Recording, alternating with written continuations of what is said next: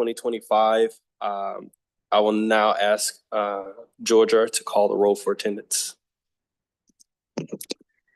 Counselor Lewis? Yep, here. Counselor Rosenthal? Present. Counselor Wong? Present. Counselor Nolan should be joining us shortly, as should Counselor Gonzalez. Council President Peterson is excused, and Deputy Council President Simpson.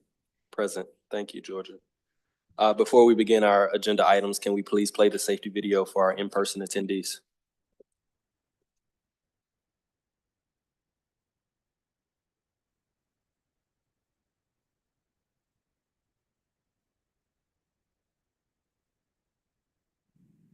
I'm Jason, and I'm an event production manager. Here at the Portland 5 Centers for the Arts, safety is our #1 priority, not only for our guests, but for our staff members. I'm at the Portland 5 Centers for the Arts, and you're at the Metro Regional Center. The council chambers are located on the 3rd floor. In the event of a fire or fire alarm, please exit through the door in the northeast corner of the room. Go down the stairway to the 2nd floor, exit through the main entrance by the reception desk, and gather in the courtyard outside that entrance. In the event of a medical or fire emergency, please call 911 and notify the security agent at the reception desk. The nearest defibrillator is mounted on the steps leading from the reception desk down to Grand Avenue. Thank you, and come visit us at Portland 5. Thank you, Georgia. I'd like to recognize that Counselor Gonzalez has joined us. Sorry. No, you're all right, sir. Good morning. All right, so our first topic today is a future vision follow-up scoping discussion. Our first work session topic today is Metro's future vision, the 50-year vision for the greater Portland region. As you heard at our first scoping discussion in February, updating the future vision is a charter requirement and one that helps us build community everywhere where everyone can thrive. Excuse me. At our work session in February, this council identified key outcomes for the future vision and the process to develop it. Council also provided input about the key topics this work should focus on. Today, Metro staff and consultants are back with us to further discuss outcomes, scope, and process for the future vision. Here with us are Malu Waka or Malu Wilkinson, Deputy Director, Planning, Development, and Research, and Jess Zadeb, Principal Regional Planner. Malu and Jess, thank you for joining us. Thank you, Deputy Council President Simpson. We are happy to be here today. I'm Malu Wilkinson. I'm the Deputy Director of the Planning, Development, and Research Department. And Jess and I are thrilled to be back today to have our consultants from HRNA. And I think you all should feel welcome to walk up so that you're ready to speak when we get going. So we were here about 6 weeks ago, where the council had a terrific discussion about the some of the elements of the potential future vision process. And we are here today to bring back what we heard from you and to move forward into the next phase of this process. So Georgia, if we could have the next slide. I think we're actually going to move forward 2 slides. Yes, perfect. All right. So at this point, I'm going to turn it over to Jess. Great. Thanks, Malu. I'm Jessica Zadeb. I'm a Principal Regional Planner here at Metro and the Project Manager for the Future Vision Project. So really nice to be back with you all today. We've had some intervening conversations with each of you since the last work session, in particular focusing really on the Future Vision Commission. But today we're back to talk with you all as a group about the process to develop the Future Vision. So as Malu mentioned, we were here in February. Our consultants are going to share some of our team's takeaways from that session and sort of try to reflect back to you what we heard and just confirm that we heard you correctly or be duly corrected by you all. And then we're also going to kind of move forward a bit more with potential elements of the process to develop the future vision. So building on the examples that our consultant team shared last time, we'll kind of move forward with a couple suggestions of how that process could look and talk through that with you all today. We were really glad to have the level of engagement we did from you all last time. So looking forward to another robust discussion with everyone in the same room. Subsequent to the meeting today, HRNA is going to be putting together a summary memo of what we've heard from you all, and that will help guide staff's work to come up with a clear defined process for developing the vision, including an engagement plan, and also a charge for the Future Vision Commission body that will be guiding this group.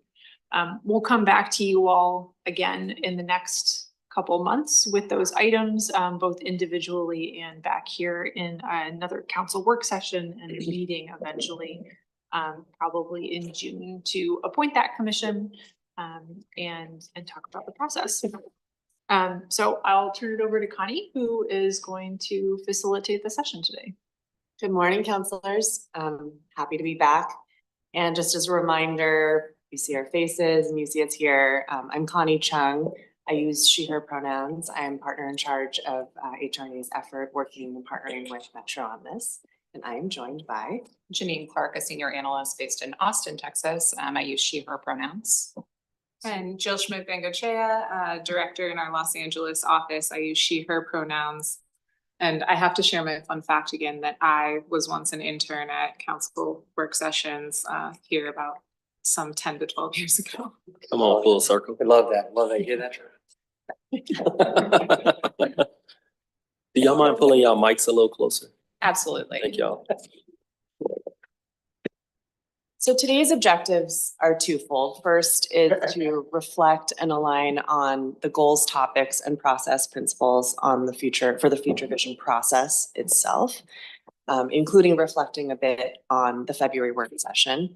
And second, to identify key process elements for the future vision work and engagement plans. And just as a reminder, I'm happy to facilitate. I know that the counselors, none of you are shy. But we really do intend to share a little bit of information with you and then to have a discussion. So you'll see that our meeting agenda is to recap the February work session, to talk a bit about the vision process, have a discussion, a pretty lengthy discussion, and then we'll close and talk about those next steps. With that, I'll hand it over to Janine to talk about what we did in February together. Thank you, Connie.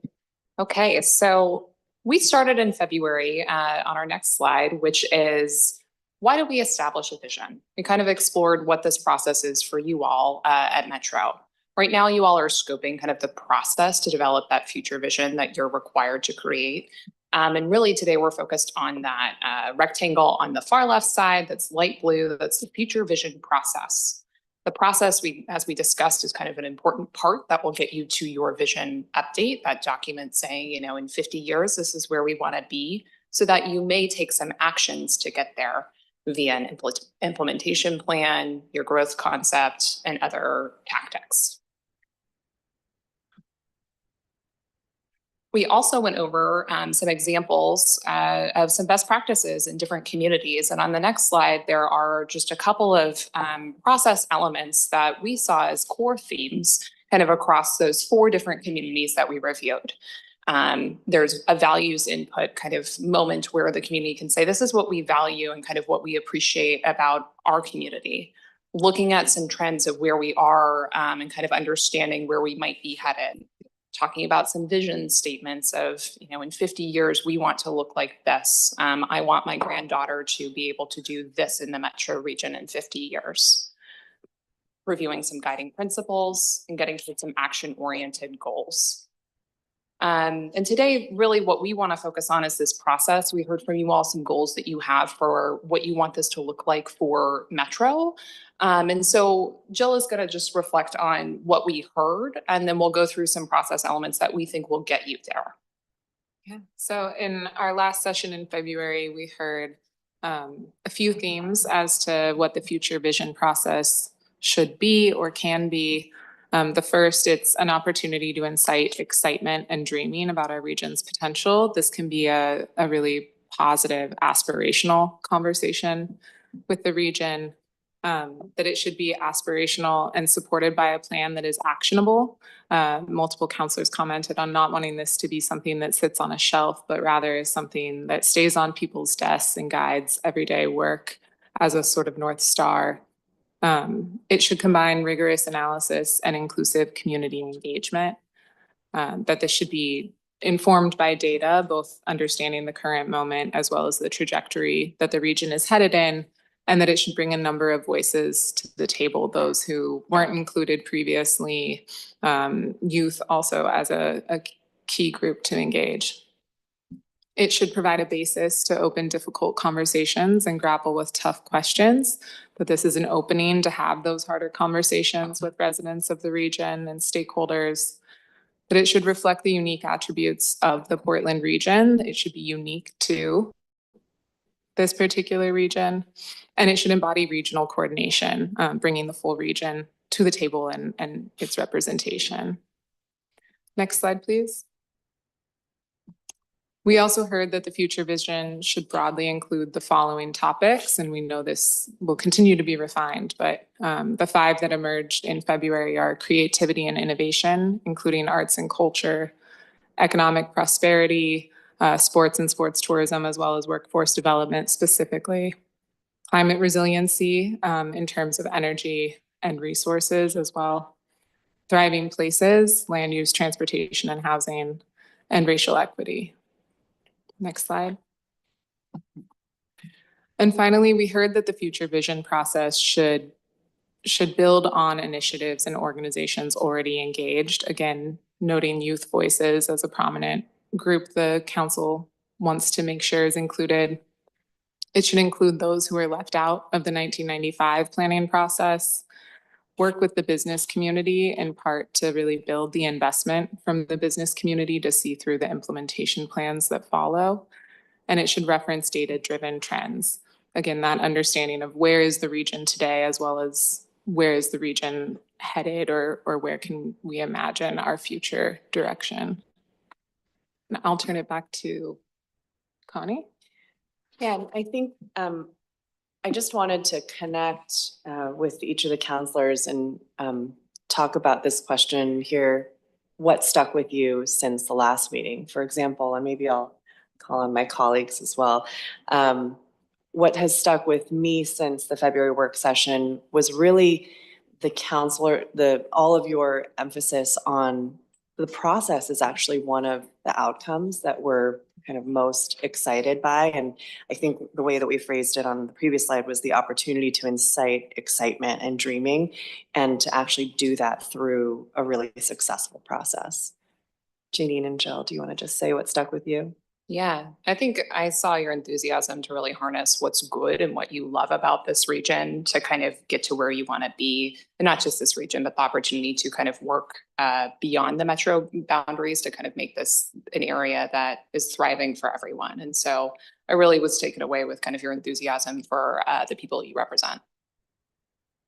What stuck with me was the enthusiasm I heard and saw at the table for this to be actionable.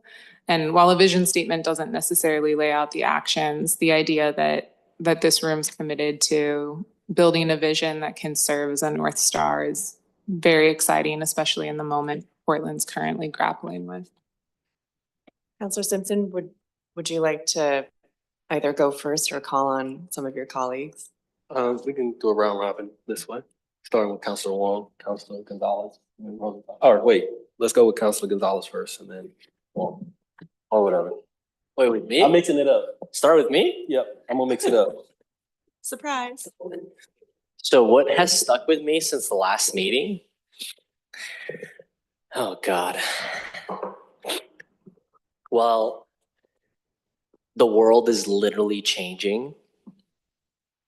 Like the world that we knew yesterday is probably not going to be the world that we know tomorrow.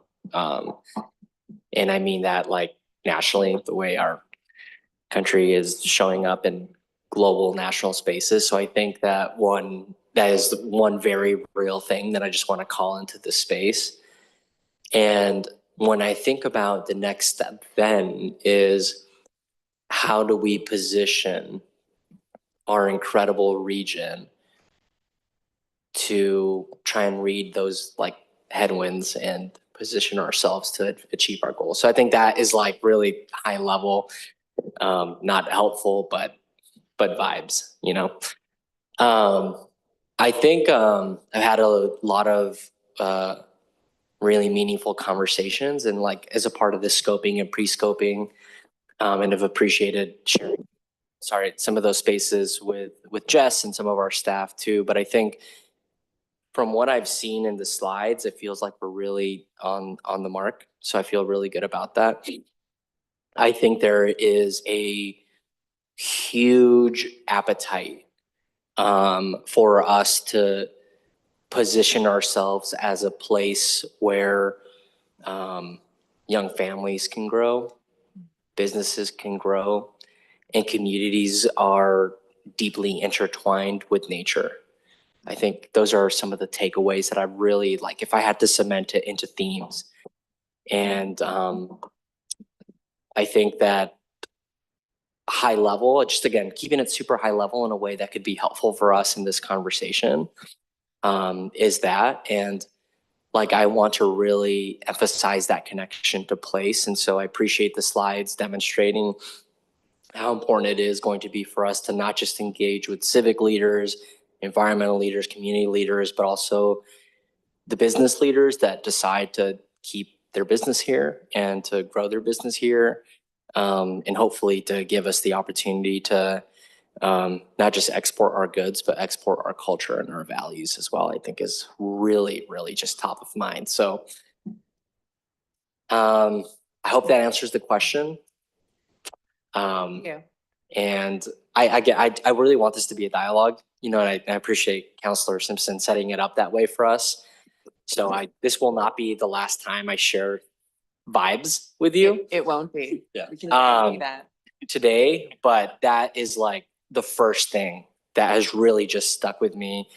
And this future vision opportunity, there could not be a better moment for this region to have this like lightning rod opportunity to reassess ourselves in this changing global environment. So I'm so grateful that you're working with us. And I think this council, from the conversations that we've had, we're just chomping at the bit to like help create those spaces as well, and in all the ways that they need to.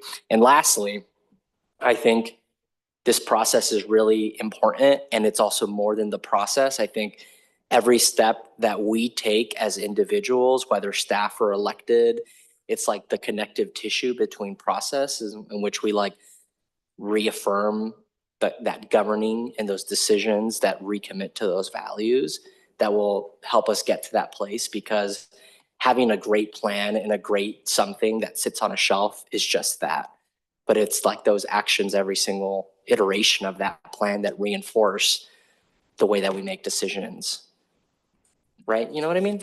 So anyway, that's what I'm feeling. Thank you. Thank you. Thank you, Councilor Councilor. Councilor Wong, Lewis, and then Rosenthal. Yeah, that was me. Yeah, I think just given kind of the times that we're in, we have this like really ambitious scope. But like the two elements I really want to focus on are things that also stuck with you, but maybe like to that next level. I think Connie, you talked about the emphasis on the process. And I think that's absolutely true. But I think the vision should also talk about like how we do business now in the 21st century, and the ways that we did business and made decisions maybe in the 90s, you know, aren't applicable because we have, you know, a racial equity lens or environmental justice lens or whatever. So I think that's been a challenge for us in creating a regional North Star in some ways, is because we've, for better or worse, probably better, like distributed leadership and decision making a little more broadly. So it means that we have to work harder to build consensus. And so like, what does that process look like? I think has really been top of mind for me. And then I think, Joe, you said something about being actionable. Okay.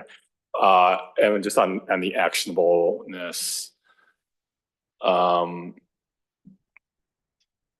I think how we will end up paying for our visions is really important. And I don't want to be in a place where we like create the Portland region of our dreams, but we fall massively short because we didn't talk about how we would, you know, be able to deliver on that. And that means having some hard conversations around our tax structures and things like that. Yeah, like I think, you know, Councilor Gonzalez wants to move us to a place of abundance, and I think we all want to be there, but you know, how we do that is really gonna set the stage for the next few decades, right? I also was on the downtown task force that the governor convened last year. And the way it was set up was, you know, it was a really great process because we brought together, probably for one of the first times in our region, like a cross-sectoral group of leaders from government, from philanthropy, from business owners, property owners. You know, everyone was there in a room, but we got split up into different subcommittees. And some of the subcommittees were like the future of downtown, and it was like dream big. And then there was another subcommittee that was like taxation. And, you know, one committee was like, here's our vision for downtown. It's big and bold and ambitious. And the tax committee was like, no new taxes. And I don't think we stuck the landing because it was a compressed time and the subcommittees were off doing their own things. And then, you know, there was a committee on livability, and it was like, well, we should, you know, work with young folks to remove graffiti and stuff like that. So it's like very short-term actions. But I just want to make sure in the process that there's enough points where we're coming back together and like reality checks and things like that. So we don't end up with an ambitious vision, but also no new taxes, because that's not going to work. It doesn't mean that we can't be more efficient and effective with the tax base that we have now, but you know, just from all the cuts we're seeing from the federal government, like I think we're going to be more reliant on ourselves locally. And what does that mean? And what are kind of the trade-offs behind that? So that's really kind of been on my mind, is like, you know, we don't want to approach our work with this scarcity mindset, but also like if we are going to you know, be of a region of yes, what does that mean, you know, for how we get there? So that's it for me. Thanks. I see that Councilor Nolan has joined us. Good morning, or wherever you are on the time zone. You next up, Councilor Lewis, Councilor Rosenthal, and then Councilor Nolan on comments. Sure, thank you so much. I think if I can remember the exact frame of the question, it's not what we think of a future vision, it's the things that have stuck with us since the last conversation. So I want to refocus on the fact that I was not here for the last conversation and was listening in from my mobile phone while being driven somewhere. Don't remember exactly. But the thing that has stuck with me is the tension between set of investments we want to make and recognizing the current structures that we're working within. And I think that the conversation didn't move toward undoing or retrofitting those structures, but instead was like leaning into kind of doubling down on where we have power, where we have funding ability, like lean into that. And the conversation did not go toward re-examining some of the underlying structural issues. So I think that's important to bring forward today. As I think forward to a vision, yes, we are a planning organization. Yes, we are supposed to be spending time in the ivory tower or with our heads in the clouds or whatever. But I think we miss the moment if we don't just get back to the basics of, should this be a region where you can have a good government job and still not be able to afford to live? Is this a region where we are so concerned with getting somebody from home to school and back again, that we don't also think how to get that person from school to childcare pickup to the place where they play and then back again. So really wanting to connect this plan to people's real lives and not fall into the trap of planning point A to point B without talking to real people.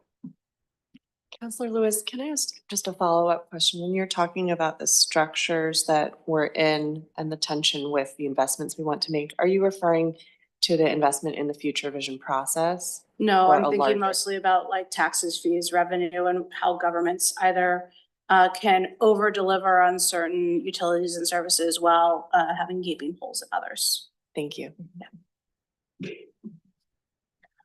Councilor Rosenthal and then Nolan. Thank you, Chair Simpson. I'm sort of tempted to quote the Monty Python, say now for something entirely different. But first of all, I want to go back 2 slides. If I could, please. One more. Always bothers me when I see a bullet that says racial equity. And the reason it bothers me, not because it's not important, because it ignores all the other forms of equity that we have said we stand for, which is, you know, gender equity, which is disability equity, which is ethnic equity and so forth. It always bothers me when we just signal out that one. It's very important, but it ignores some of the other ones and it sort of says we don't care about them. And I do care about them. That's one thing I want to say. The second thing, and I wouldn't say this really sticks with me from the last time, but again, there are, to my way of thinking, there's 3 real components of a vision. One is an economic vision, one is a social vision. Councilor Lewis just talked a little bit about that. That has to do with how we're connected with one another. And a third one is an environmental vision. I think we have to recognize that those could all be different. I do want to agree with one of the slides here that pointed out that if we create a vision that is not at all controversial or doesn't invite significant discussion and disagreement in some cases, then we probably haven't created a vision that's very useful. It's going to have to be sort of a melting pot. It's going to have to be a boiling pot. It's going to have to be some sort of stew that we create looking forward. And I would say in that regard that we had Saturday a very valuable opportunity to look at the public will. My understanding is that most of the cities in the region, there were several thousands and thousands of people that came out and expressed a certain view. Now, some of that is political, but I think we also have to recognize that some of that is social and it represents, for example, and it's important to the vision that the tendency, or I should say the strong feeling on the part of people in this region to say, let us determine our own fate. Let us determine our own values. Let us be different if we want to be. I mean, people would say, well, keep Portland weird, but I'm not sure I'm going to go there. But I think we have to look at that and say this hands off is a social phenomena that we should pay attention to in developing this. It's not easy to get 50,000 people to come out on the streets when otherwise they'd rather be playing golf or doing their garden or whatever. So I think we should pay attention to this. This was a sort of unique opportunity. And we shouldn't pay attention to the politics as much as we pay attention to the social impetus or the social value that it had or that it expressed. So I think I'll just leave it there. Thank you. Councilor Lewis has her hand up. Yeah, sure. Thank you so much. Don't want a second bite at the apple, but I do feel like since we're in a public meeting and we have a lot of Metro employees here listening, I think it's important to double down on the fact that racial equity is what we meant to put on that slide. And at Metro, we believe that there are many different things that need to be centered. But if we don't do it through a racial equity lens, we're leaving folks behind. So we've adopted an entire framework that is racial equity as our path and our lens to equity for all of the other protected classes and other ways that people experience being left out of government programs. So if we don't agree on that, personally, that's fine. But the agency has an adopted plan and an adopted theory of change that centers racial equity. So I just want everybody listening to know that they can read the Metro plan and know that this council remains committed to it, even if we might have personal dialogue that differentiates our personal hot takes. I need to respond to that. I didn't say that we shouldn't center racial equity. I said we should always be remembrance of the fact that we have other forms of equity that we also focus on and support. But our And- plan is a racial equity plan. Yeah, I mean, I would love to, thank you, Counselor Lewis, for jumping in on this. I also have some response because the plan that Counselor Lewis is referring to is our Sporetti plan, which if I could spell it out, it's our strategic plan to advance racial equity, diversity, and inclusion. And so when we look at that plan and how we've programmatically decided to approach that, I mean, I think, Counselor, the things that you're talking about are well detailed in that plan. I think that we have approached this school of thought because we see it as the best way to address the deepest disproportionate impacts that communities face in the region. For example, when you look at an issue through a racial equity lens, you know, which is statistically, metrically, academically demonstrated that communities experience different outcomes based on their race because of the built environment, because of a history of policies and things like that. So when we start to break it down into issues of accessibility or disability, folks experience those even more disproportionately if they are Black or brown or Indigenous, et cetera. And so I think that methodology of what we approach gives us a universal ability to be able to address these problems through, I think, both a cultural lens and a programmatic approach. And is I think the reason that you're probably hearing some really strong defense of that approach is because we've designed our regional government's approach to this methodology. So I really just want to continue to center that. I have to respond again. I don't disagree. You're talking about the existing plan. I don't disagree with it. I'm just saying that we should be noting this in a future vision, that we have a broader aspect and a broader concern that we hope to solve all of these problems, or we hope to ameliorate all these problems to a great degree. Appreciate that dialogue. And next up, Councilor Nolan, if you're ready. For me, the previous exchange demonstrates what I hope to achieve out of the process of this future vision, and that is that we lay community ambitions, community challenges out on the table, and we make choices about the best way to pursue them. And we may not all, the 7 of us on the council, the local governments, the local community leaders, may not all agree on the best way to approach. But if we try to do everything, we will end up with what we don't want, which is a plan that gathers dust. The other thing that has stuck with me since our last meeting is that a way that plans often end up gathering dust is that they are deliberated and an extensive community engagement process happens. And then they're not breathed into the day-to-day decisions. And I really hope that as we develop this plan, that we think about how it will influence our decisions as a council. If it's going to be a regional plan, how it will influence local government decisions, county government decisions, how it will influences what individual businesses and business associations do. Because to be really valuable, there has to be some kind of thread among all the people who make a difference, who advance or slow down the region's progress. And thinking about baking that in from the beginning is something I really want to see us pursue. Thank you, Councilor Nolan. I'll say what has stuck for me and really great comments. I want to start there, and I'll be remiss if I didn't say that the world's, like Councilor Gonzalez, the world's current state of events kind of like screwed up what stuck with me the last time. But one thing is true.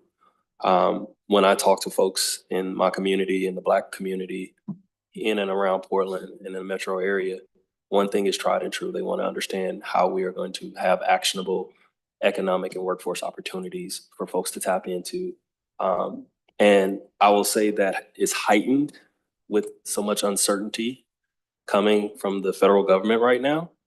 And so I would say there's some urgency around that. And I know that this is like a 50-year planning deal, but they want to understand that like in 50 years, will they still be sitting in the same position that they are sitting in 2025? Another piece that came up again is around what does it look like for community health all around, mental, physical, spiritual, emotional well-being, particularly with our youth. They seem to be struggling and having a hard time in our communities. And so those are the items that rang through and stuck with me. But that addition of the community health aspects is something that, again, we are day to day with how the narrative changes and people's fears and anxieties move along with that. And so we have to honor that, but also I think that in honoring that, we also have to be intentional. Again, it's a future vision. Most of the folks I'm talking to in the community now, middle-aged dudes, women my age, a child, will their child still be in the same position we are in, that they are in? And will they be teaching their child to navigate a system that is not set up to honestly help them thrive?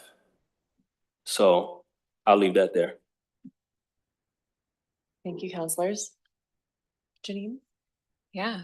Well, thank you for just that start for what stuck with you since the last meeting. And I think we have some examples of a process that may align with where you want to be. And as Connie kind of invited you all, we're going to have a discussion afterwards to see, your thoughts on that process. And so if we advance 2 slides, please, Georgia. The 2 things that we want to talk about are how to reach the right audience and not just reach them. I think I'm hearing kind of implicate is coming to mind, right? Like how are they embedded in the process? How do we kind of include them up front? And how do we engage them in a way at the beginning where they can kind of be a part of it throughout the vision and the development and the things that come after that document that you all create that hopefully everyone has a shining star kind of in their office to hold on to and are proud to have been a part of. And the second piece is leading a data-driven process. And in part, that's kind of because of the uncertainties that we see. And, we know what's happening right now, but it's really hard to know what things are going to look like in the future because of unprecedented circumstances right now. And generally, just in forecasting that long. So let's advance to the next slide. This is an example of a vision process that looks very much like what you all have now. That top green rectangle is a governing body, for example, Metro Council, who appoints and oversees a commission that will guide the process to get to a future vision. That future vision process could include reviewing community values, looking at trends, and developing some vision statements. And ultimately, that commission will kind of gather that information and make a recommendation back to the governing body. In this case, it would be you all, for adopting that for your future vision. And so we're going to go into mostly those objects that you see at the bottom, those process elements, and how to engage people, when to engage, and who those individuals are that you're engaging. Next slide, please. This table is also in front of you. It's kind of a guide to what we're talking about today. There are three kind of components of engagement that we want to talk about. There's the Future Vision Commission itself, right? That's folks who will be serving alongside Councilor Gonzalez to be overseeing the process and ultimately coming back to the council with recommendations. There are some tactics for engagement like surveys, listening sessions, and creative forms of input, right? We really heard that you all want to harness what makes Portland unique, and in part that's your artistic community and kind of the innovation that lives here. So thinking about some of those examples. And then a third topic that we'll talk about, which is action summits, perhaps a way to engage those folks who don't have enough time to be on the commission, didn't get appointed, but we really want to have their voice in this process. And then we'll go through kind of who those people are, and at what point in the process to engage them. So this is just a guide for our conversation today. Next slide. So we heard from you all that there's kind of three categories that we're thinking about, right? There's your jurisdictional and agency partners. All of those different decision makers, you all just expressed that there's people where we're kind of changing where decisions are made. It's kind of spread across all of these different agencies. Those are people who you really want to be engaged in that process. You have your local organizations, maybe it's your chambers of commerce, maybe it's kind of your advocacy groups, philanthropic representation, really those coalitions of people that make up the perspectives of Metro. And then your residents. Again, maybe some advocacy groups, intergenerational perspectives. We've heard youth a lot, but perhaps you want a range of kind of ages and perspectives to engage. So we'll explore that, but this is our understanding of this is kind of who you want to make sure is engaged, not only in kind of the commission, but then in all of those different steps in engagement. Next slide. Okay, so if we're going back to that chart that we have, we're looking at kind of how to engage in that second row, which is surveys, listening sessions, and creative input. These are kind of ways to get perspectives from your core audience, right? Residents, local organizations, your jurisdictional partners, at different points in time. You might get a survey to figure out what your community values, or ask for some artistic input and saying, what really makes the metro area great? What do you love about it? Where do you want to be? What do you wish for your grandkids in 50 years? Or listening sessions for, I think that some formats, it's better to have a conversation. And I know that you all have many experiences with listening sessions. It's kind of a targeted way to have a discrete input on an item. And you can be thoughtful about that, making sure you have the right partners. And then in developing vision statements, you can have these folks as co-collaborators and partners in drafting vision statements where you get ownership. And I think that this is one kind of way for input. There is some ownership pieces here, but this is really a baseline. Let's just make sure we get the right range of perspectives and have them help us put things together. Later, we'll kind of talk about the different kind of time and investment that goes into pieces. But this is kind of the baseline for gathering some of that input and I think driving ownership as well from individuals at a very kind of low level. Okay, next slide. I think I have a Sounds like Council. Oh, yeah, please. for this slide, if it's okay. Just Yeah, of course. just to engage in good conversation. I think with the how to engage, and President Peterson's not here, but I've had some talks with her about she uses this example from the 95 process where there was some major summits where you would have close to 1,000 people kind of come in and really just, again, more than just work groups or listening sessions, but truly to Councilor Rosenthal's points, these kind of rally-like environments. So question about I don't know if this is a programmatic thing that we can achieve, obviously Metro, we oversee the Oregon Convention Center, so we have access to some of these spaces. I know not for free, but I mean, thinking if we were to think about some major engagement rallying opportunities, what would those be like? So that's one on the engagement. And then two, on the whom to engage, I'm just gonna put it there just because I think it's missing. I think local employers is just another tenet of that. An emphasis on local. So like this is, you know, companies headquartered here, companies that care about this place and that want to be a part of this broader fabric of how we make our region very strong. So again, just I love what we have here. Those are some immediate gaps of piece of feedback that I would love to see more centered is how we go forward. But anyway, thank you.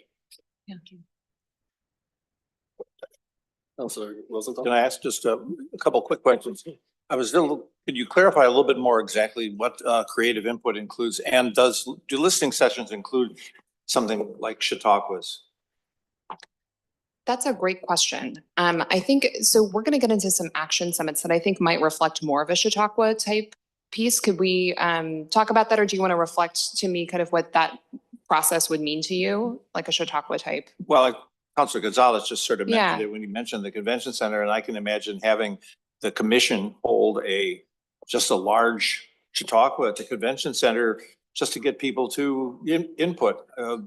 I've been involved in some of those, and they can be very good at developing values among very disparate groups. I'm not sure it'd be successful, but Counselor, can you repeat the word? What's the word? Chautauqua? Chautauqua. Chautauqua. Can you spell it? Or I actually have never heard of that frame.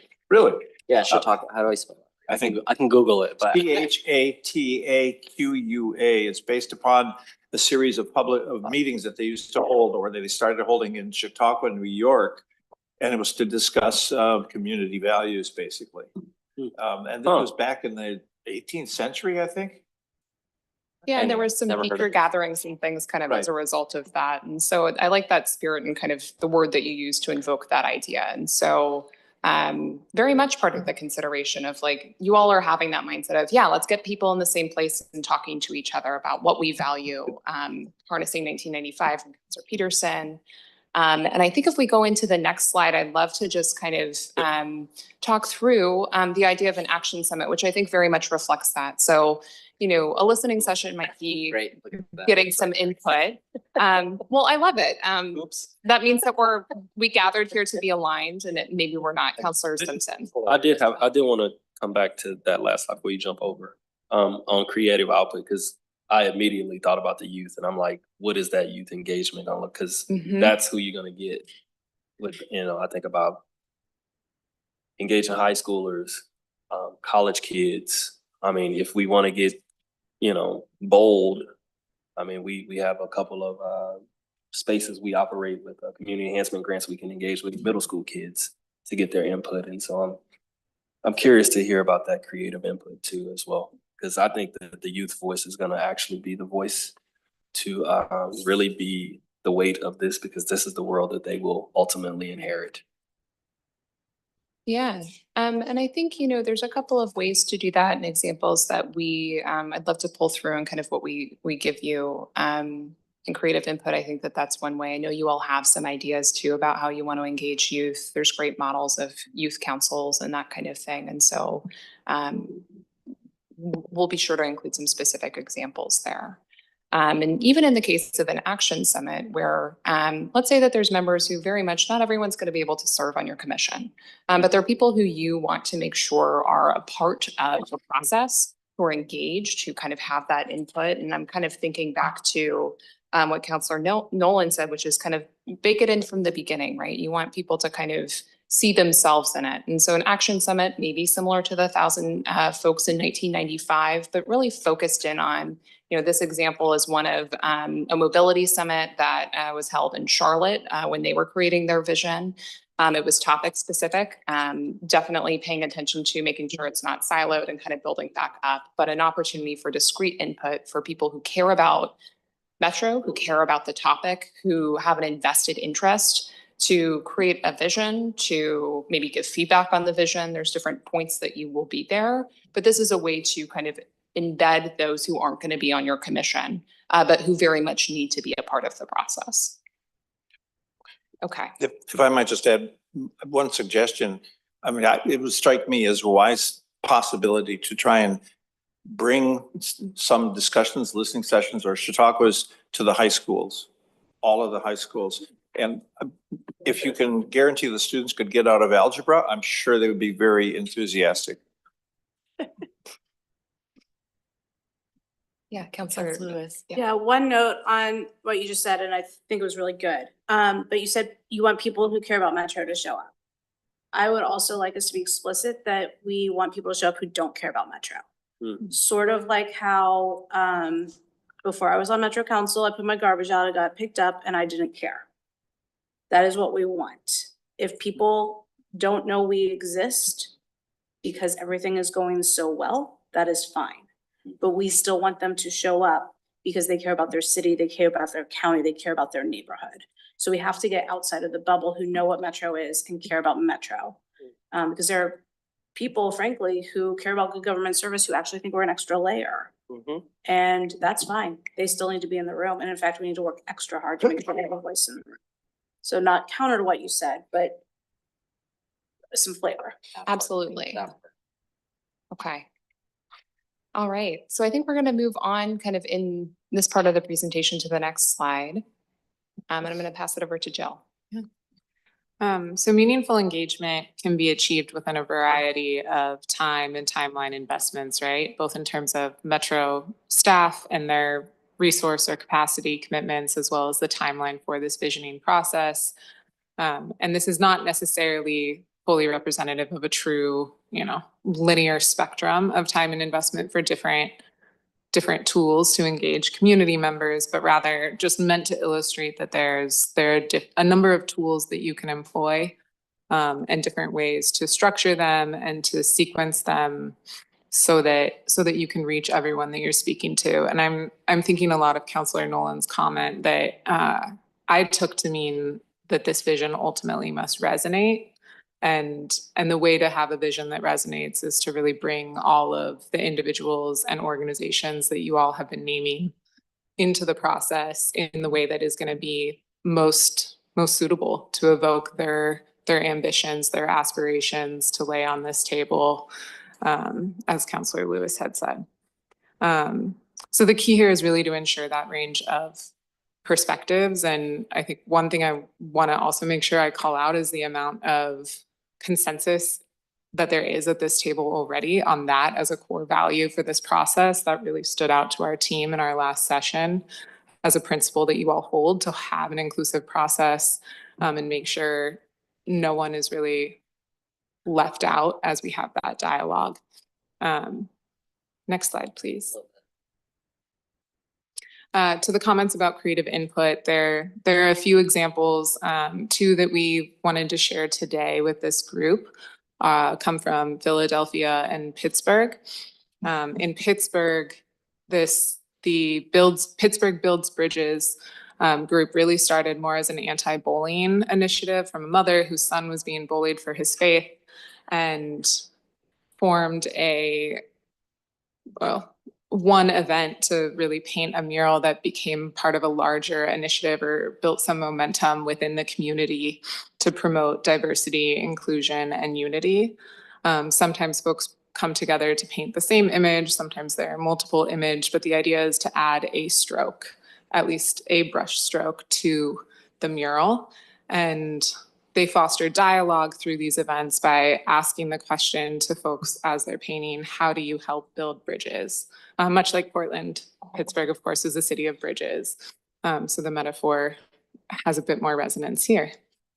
In Philadelphia, the Mural Arts Philadelphia project started in 1984. A lot of it was born out of a way to engage graffiti artists in the community to build murals, but they have these milestone sort of events across Philadelphia, sometimes really in the image shown here, the PDR Peace Wall, intended to really bridge unity in neighborhoods that are divided. And similarly, it's been a mechanism to foster dialogue, to strengthen community bonds, to even stimulate economic growth. Next slide, please. And I also want to talk for a moment about the data-driven process. Data can be used in a couple of ways, both to understand your current conditions as well as to attempt to map trends. or imagine trajectories. Of course, forecasting is really a game of estimating, and none of us can say with confidence what will happen. But as you move through a data-driven process, you also can embed your community values. So to say, take the current conditions to really define where is our region today in this current moment? Where may it be headed based on the trends in the data as well as greater context, social, economic context that we know beyond the region?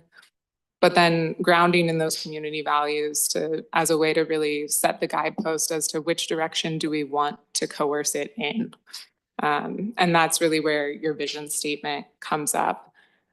There's an excellent example from the Boston region, the Metro Common 2050 plan, in which the Metropolitan Area Planning Council did what they called a scenario planning exercise, but really they ended up defining key uncertainties that would shape their region with a long range perspective, which was both a mix of writing out what they know in the current moment and what they don't know.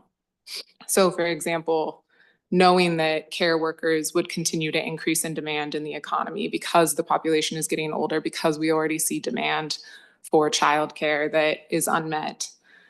Also knowing that automation would play a larger role and potentially reduce demand or need for certain occupations.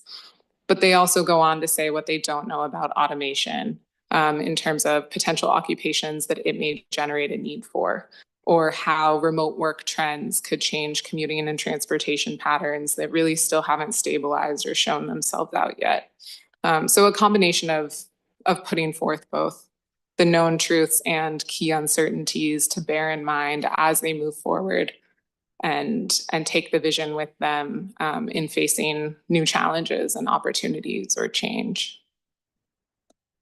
With that, I will turn it back to Connie to, I think, start our discussion. Thank you. We are a little short on time for discussion. Let's move to the next slide, but we wanted to start with your reactions, and thank you so much also for your commentary along the way to the vision process elements you've just heard. This is really the moment to hear from each of you about kind of what stood out or what, really what your initial reactions are. And perfect timing, Councilor Simpson has returned to help facilitate, and I'm happy to call on folks, or we can go in the same order we did last time. I can't hear you. Oh, I'm sorry. What are you saying? We're going to just facilitate discussion on the discussion question, what your reactions are to the vision process elements you've just heard. Okay. And we can go in any order. You can volunteer, raise your hand. Council, it's up to you. Councilor Nolan, I'll give you first dibs because you're online as well. Councilor Rosenthal. Thank you, Chair. Just two comments. First of all, 50 years is a long time. It's hard to, I can think back 50 years and I don't think I would have imagined this kind of world we're in right now, certainly not technologically, and certainly not the changes that Oregon has seen. But the point that bringing that up is important, I think, and it focuses, one of the questions would be, what group of people do you want to be asking that question now? In other words, what group of people should be forecasting or thinking about what they want their lives to look like 50 years from now? It's not me. I'm not going to be around 50 years from now, that's for sure. So you might hang in there. You don't know. well, this, yeah, with the proper preservatives, perhaps, but I doubt that I'll be speaking much. But anyway, and I would suggest that that's the group that's in the say 15 to 25 year range, and those are the people that we need to get engaged and have asking those questions, because they're the ones who should have a stake in it. Totally random philosophical question here. If artificial intelligence is able to codify consciousness into an algorithm and machine, would that count as existence or not? It's this question for Garrett. I don't think we need to get down. I just wondering, Garrett, what do you think about that? There's a whole anime about this. We don't need to get into this. Talking to artificial intelligence is like chatting with the birds on your lawn. There's a lot of chatter, but very little syntax. Thank you. Counselor Thank you. Nolan? Okay, I think we are getting a little off topic. Sorry. My reaction to this discussion circles back a little bit to how Councilor Gonzalez opened his comments, but with a bit of a twist. Because it isn't just the uncertainty of what unthinkable executive order might come down tomorrow and then be reversed next week. The region, certainly the nation, is much more combative and divided than it was in 1995. Not that we were all one big happy kumbaya family in 1995, but we didn't have the kind of consistent pounding message that we are other than some people in our community, that there are differences that can be exploited for personal gain and for financial gain. Not that I'm asking a question now, but I'd be very interested in whether the tenor of the plans you've worked on has changed over the last 5 to 8 years, and how we might incorporate an acknowledgement of that into our process. Because we are not only undertaking a significant challenge of even thinking about, what the world will be like, what the world we want to be like for our grandkids, planting a tree in whose shade we will never sit. But how do we work that in here in a way that helps prepare those who will be leading? And I think it's unlikely that any of us will be in the kind of active leadership role that we are now in 50 years. So how do we cut through the divisiveness and the picking sides aspect of American culture now? I mean, I think I see it in this region. There are tensions within this region that some interests have been fanning the flames of. And here's an opportunity for us to change that tenor. Counselor, if I may, I really appreciate that line of questioning and thinking. And I feel like the thing that I've been picking up in doing more reading about sort of government's role in this long-term thinking harkens a bit to what you're talking about and what Marisa raised at the beginning of the last work session that we had, in just the idea of resilience possibly being one of the strongest threads, and that it's not just resilience in the sense of, the real immediate challenges of climate change and, wildfires and dealing with extreme heat. It's more, I feel like the conversation around now it's that social fabric resilience and the question of what government's role is in fostering that. Because what I hear you saying is that one of our challenges moving forward is that folks don't feel connected across divides enough to see where one another are coming from and kind of move forward together toward some type of shared vision. And so I think one of the questions that we need to grapple with in looking ahead 50 years is, what is it that we can do to, as a government, as a group of governments in the region, as non-government partners who we work with, to figure out what can we do to support those honestly individual to individual, group to group kind of bridging relationships. And that's a key piece of resilience. So it's not an answer to the question about what's coming up in plans, but I feel like when you are looking sort of at the general like planning field right now, this idea of social resilience and social cohesion is very strong in the threads that people are thinking about.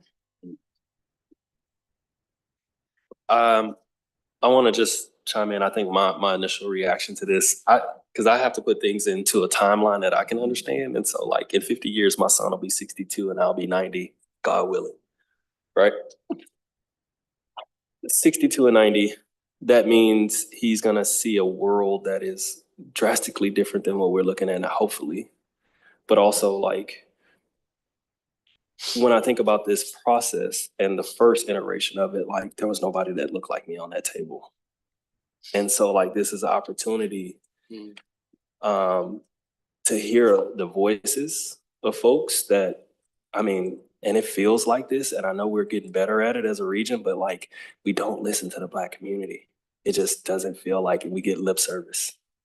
And I want us to be really serious about this intentionally, because we oftentimes talk about, you know, rising tide lifts all boats, like literally a tide lifting that boat would lift up a whole lot of other boats around this region. And we have to be mindful of that. And I don't know, this 50 years is, if I make it to 90, is a long way from sitting right here and talking about what that vision is.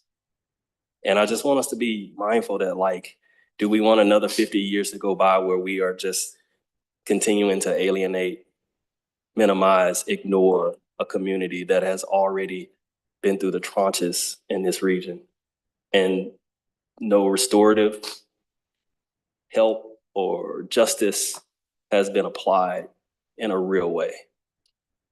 So.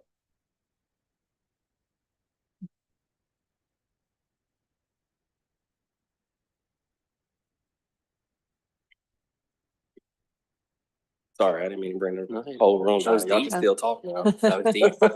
Just gotta sit in the realness. Counselor Wong, I see your hand. Councilor Nolan, Thank or you. Councilor Wong, excuse me. Thank you, Dr. President. One of the things that stuck out to me was the creative input. And Councilor Lewis and I have like the great honor of serving on our placemaking grants committee.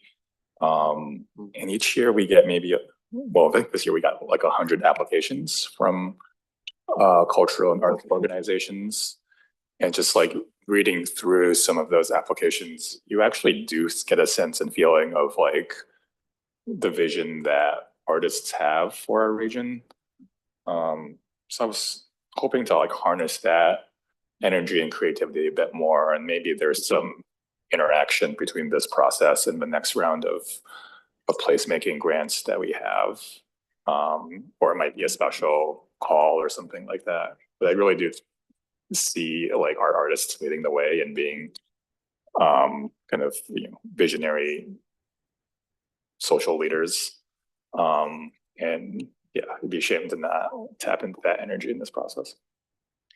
And that also recalls what we heard last time about really being kind of authentic to this region and to the, you know, to the people in different arts and culture community aspects. I see a few hands up. Councilor Lewis and Councilor Gonzalez. Sure, thank you so much. I think my reaction to the process just presented is fairly positive. I think that in terms of community engagement and non-traditional outputs, I think Philadelphia's mural project is a decent example. And my hope would be that we can continue not only to look back to the mid-90s and how things are similar or different to the mid-90s, but I think we also need to look back to the 70s when we first invested in regionalism. And I think our times may be far more similar to the 70s in terms of big global questions, but we're going to take care of ourselves here at home. The reaction then was very much, we're going to take care of ourselves here at home, and that's okay, kind of putting ourselves in a snow globe. But this time we need to be a little bit more competitive and actually say, those who are outside, please come in and join us as part of our solution, which means part of our process. We need to listen to people who are part of that process of welcoming new Portlanders. And I mean that both from an immigrant perspective, but also from a business recruitment and scale perspective. Thank you, Councilor Lewis. Councilor Gonzalez? And I'll just note, we have one last discussion question. I can wait. No, please. I just want to mention Got so that 20 you're more all minutes on this topic. prepared. We got some time. Okay. My reactions, I feel like you guys are getting all of them in real time. First reaction, Chautauquas. Wow. What a practice. And would love for us to do like a carne asada cookout style thing as well. But anyway, Garrett, let's work on that. Number two, I think there's a lot of thoughts. I think in terms of like a demographics and a modeling like future output of in-migration into the region, which for the last few decades has been one of the strongest aspects of us here. I think Mike Wilkerson has done some presentations from Eco Northwest that the Portland region is not attracting Gen Z to the level that we attracted millennials. And that is a big problem for multiple reasons, because young, highly educated, et cetera, talented workforce coming here has really helped us prop up a lot of the growing businesses that we have in our local activity. So we're seeing those trends nationally shifting. So I think I'm looking through a lens of like, how do we win Gen Z and Gen Alpha?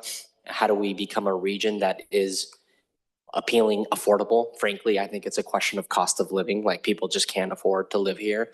So I want to go after this very fundamental cultural question that I think goes back to the Tom McCall era in Oregon, which is, I have mine. Thank you for coming. Thank you for visiting wherever you came from. You can go back, right, kind of thing. So that to me is the fundamental question of, can we redefine that question for ownership and that question of that like Portland is the place where the new American dream is possible. And that doesn't necessarily mean like everyone will have a single family home or anything like that. I think we redefine what that means for us. And that means abundance of housing options. And anyway, I think that to me is like a really core thing that I want us to work on. And the elements of our process, I think, are set up to help us do that. And it has to be kind of like an all hands on deck from all sectors. So anyway, those more thoughts. I know we have one more question and I really want to talk about that with y'all. So thank you. And carne asadas, thank you. Is it all right if we advance to the next question? So you all will be selecting a Future Vision Commission in coming weeks. And I know applications are already rolling in and they will be through, I think, the 15th. When that commission gets started with their work, we just want to think about what else that we haven't talked about should the Future Vision Commission know. What do you really want to leave them with, especially things that we haven't yet talked about? Go ahead, Councilor Gonzalez. All right, I have a few thoughts on this. I think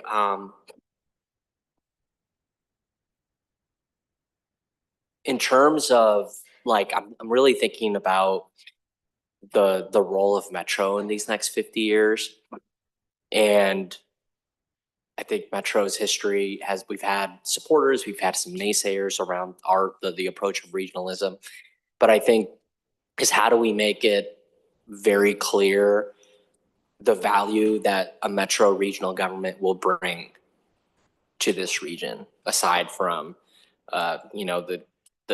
the easy sticks to hit another layer of government with, right? Slows things down, AdCop, but whatever. Like, what is that specific value that we can be relentless in pursuing for this region? That's number one. Number two is I would really want this commission to hold no sacred cows. Like, let's really talk about what is it going to take for our region to get to this place. If that is like structural tax reform, if that is specific things that we need to do, like, let's talk about that. And I think for Metro and for our region, because it's not just about Metro, I mean, it's about our counties and our cities and our legislators, about how we all define this connective tissue about where we're heading, is like, if that is where, if those are the things that we need to address, then let's address them. I think that's the level of courage that people want from their local governments, and how we make things work for people to actually address those things beyond just the lip service of a nice plan on a shelf that says we value those things. So that is one of the things that I really want the Future Vision Commission to talk about. And to quote the last election, to not be unburdened by what has been. Sorry, I can't believe I just said that. Have just some real conversations about what that means for us. So y'all know I'll be here asking those questions, leaning in, and that's it for now. Thank you, Councilor Gonzalez. Councilor Rosenthal. Yeah, thanks. Two things that I've come to mind that I would wish the commission would know is, one is that robust dialogue and in fact differences of opinion are encouraged and should be stimulated. And then the second one is that there's two real questions. One is the future vision for the region, and the other one is, how is Metro fit into that future vision of the region? In other words, future vision for Metro is not the same as the vision for the region, perhaps.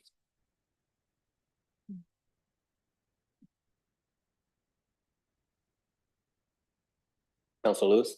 Sure, I think that the Future Vision Commission should know that the folks who are there as individuals. And yes, they are selected based on a number of attributes, including professional affiliations, but they should speak as individuals and not be wedded to trying to represent entire communities or organizations. The other thing that Future Vision Commission should know is that they should put everything on the table, even if it's something they don't think that Metro regional government can solve. But that could be a broader contextual challenge that Metro is the right place to set the table for other stakeholders to solve. Thank you, Councilor Lewis. Councilor Wong. Thank you. I think one thing I just want more clarity on is the role of council participation. Like, what are the touch points that will be, in and, like, I want to be surprised at the end of the process, basically. So like, what are the touch points where, we'll be updated and have feedback and participate in that vision making. I think I'd also like, we talk about stakeholder engagement as what, so like, who are we going to talk to? But like, I want to move from engagement to shared ownership, because I think that's really the only way that, this future vision becomes reality.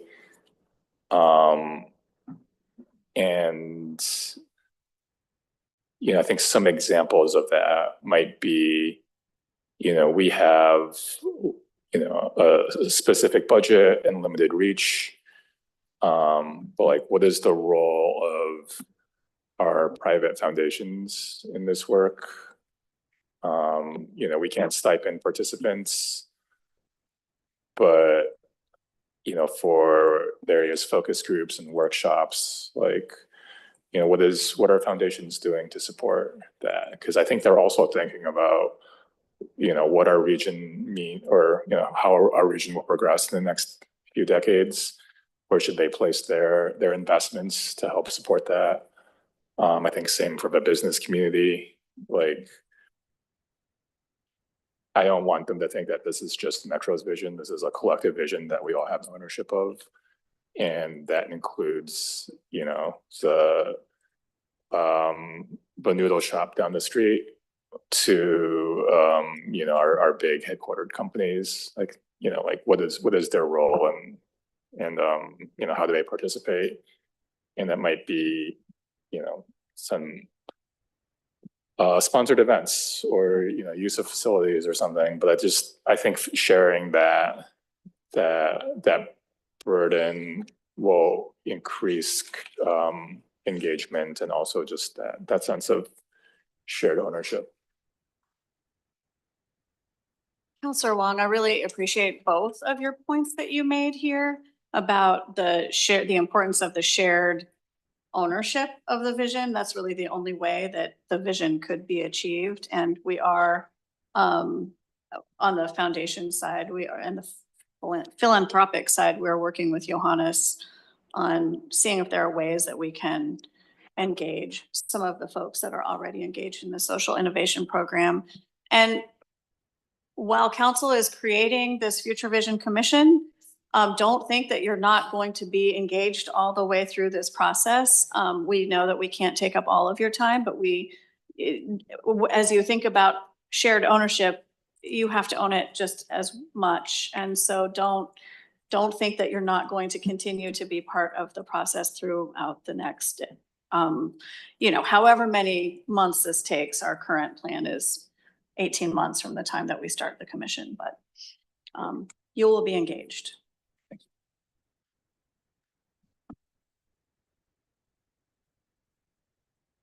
Counselor Nolan, Counselor Rosenthal, any final thoughts? Yeah, I have a different take on it than Counselor Lewis, in that I want the process, and I recognize that the committee is just a part of the process. But if committee members are thinking only for themselves as individuals and having conversations only with themselves as individuals to participate, I think we miss an opportunity to have two-way dialogue with the kind of broad audience that we need to engage in order to have real shared ownership. If we have 15 to 20 people who come and speak for themselves, then we know what 15 to 20 people think our vision should be. And somehow I think I'm seeing a two-way dialogue responsibility for committee members. That they speak for more than themselves. And I don't want to stick anyone in a narrow box that you only get to speak for the community of your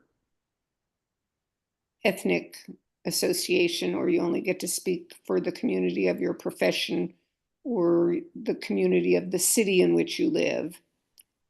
But I'm hoping that that commission becomes really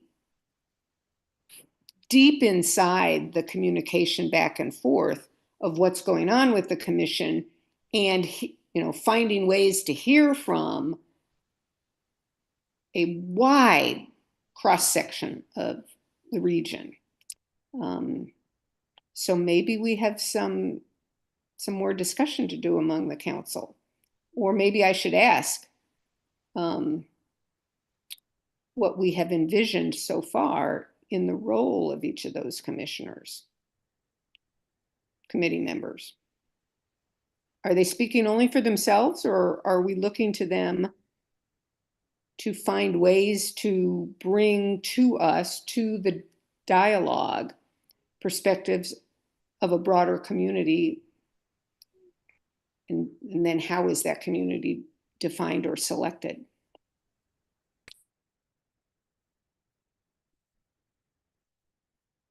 I mean, I think I love that question, and I think we can totally, maybe the right way to frame it is that when we set up the commission, that we ask people to, I mean, we all show up with so many identities, right? So like, for example, right, like I'm a Latino, going to be a father, and I'm a son, whatever. Like, I think that we ask people to look at their work from all of their perspectives. I think what's hard is when we get a little bit too narrow, and I think Councilor Nolan, you're kind of identifying this tension, is that we can't necessarily ask people to speak on behalf of a community.